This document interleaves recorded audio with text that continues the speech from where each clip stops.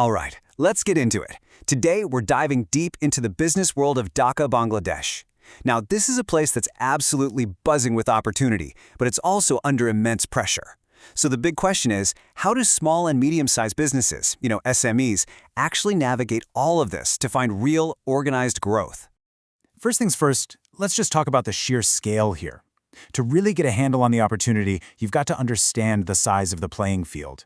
As of 2024, Bangladesh's economy is a massive $450 billion powerhouse. And that isn't just some number on a screen. It's the engine driving one of the most vital business hubs in all of South Asia. But, and this is the big but, here's where things get tricky. For all of that economic firepower, a staggering 85.84% of businesses in the country say they're suffering from a lack of capital. Think about that. There's this huge gap between the country's potential and the resources that businesses on the ground actually have.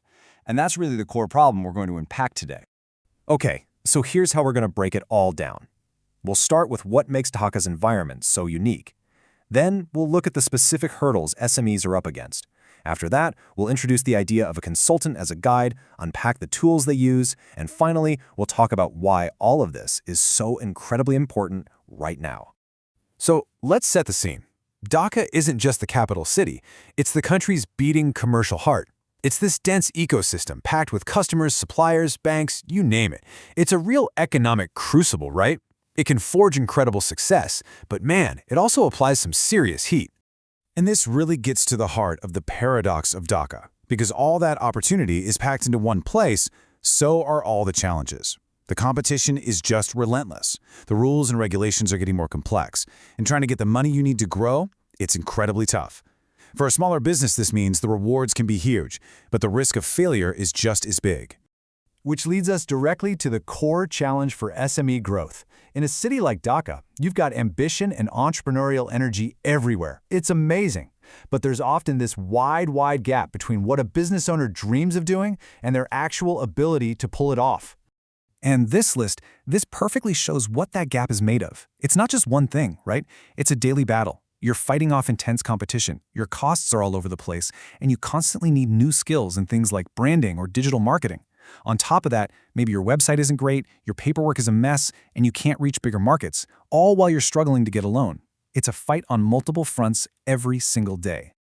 And look, the stakes here are huge, not just for one business, but for the whole country. Right now, SMEs make up about 28% of Bangladesh's GDP.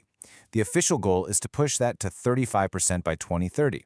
That 7% gap you see there, that's not just a number. We're talking billions of dollars in untapped potential, just waiting to be unlocked. So the big question is, how do you bridge that gap? How do you unlock all that potential? Well, this is where the role of the consultant comes in. And we've got to stop thinking about consulting as some kind of luxury for giant corporations. In this context, it's a strategic necessity. It's like having a guide to help you, the SME hero, navigate a really tricky landscape. And let's be super clear about what consulting means here in Dhaka. We are not talking about abstract theories or 1,000-page reports that just sit on a shelf. This is about specialized advice and hands-on support to get things done. It's a practical partnership designed to help a real business scale up, market itself, go digital, and just run better. Which really brings us to the ultimate question, doesn't it? This is what every single ambitious business owner in Dhaka is wrestling with. How do you take the business you've poured your heart and soul into and transform it into something that's truly scalable, credible to partners and investors, and ready for serious growth? Answering a question like that takes more than just good advice. It takes a toolkit. So in this next part, we're going to break down the how. We're going to look at the specific, practical tools and services that can directly solve the challenges we've been talking about. I love this table because it just connects the dots so perfectly. On the left, you've got all those familiar problems. I can't find buyers. Well, the solution is targeted buyer-seller matchmaking. My online presence is weak. You need a professional website with proper SEO. I'm not sure if this new market is a good idea. Then you do your homework with commercial due diligence. See? For every common struggle, there's a direct, tangible solution. It's about moving from chaos to a clear plan. And hey, this isn't just theory. Here's a real-world example from the CEO of Canvas Inc. in Canada. Listen to the words he uses: strategic insight, market understanding, and hands-on support. That really shows you how a great consultant acts as a bridge, especially for international companies who are looking to get into the Bangladeshi market. And here's one more, again from a Canadian partner. The keywords here: responsive approach and clear communication. This is so important because for an international business, a local consultant isn't just someone you hire. They're your trusted interpreter. They're the ones who reduce the risk and build the confidence you need to actually do business. Okay, so let's pull all of this together. Why does this shift matter so much, especially right now? Well, it's about a fundamental change in mindset for the entire business community. It's about making a conscious choice to move away from just struggling to survive and moving towards a deliberate, organized strategy. And this is the transformation, right here. On the left side, you've got the default mode for so many SMEs, running on pure intuition, using informal networks, making mistakes that could have been avoided, and all of that leads to limited credibility. But on the right, that's the goal.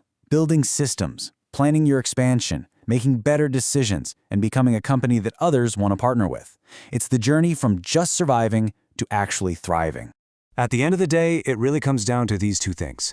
For the local SMEs in Dhaka, this is the pathway out of survival mode and into structured long-term growth. And for international companies looking in, a good local consultant is your bridge to that market. They're the key to lowering your risk and giving you the confidence to invest.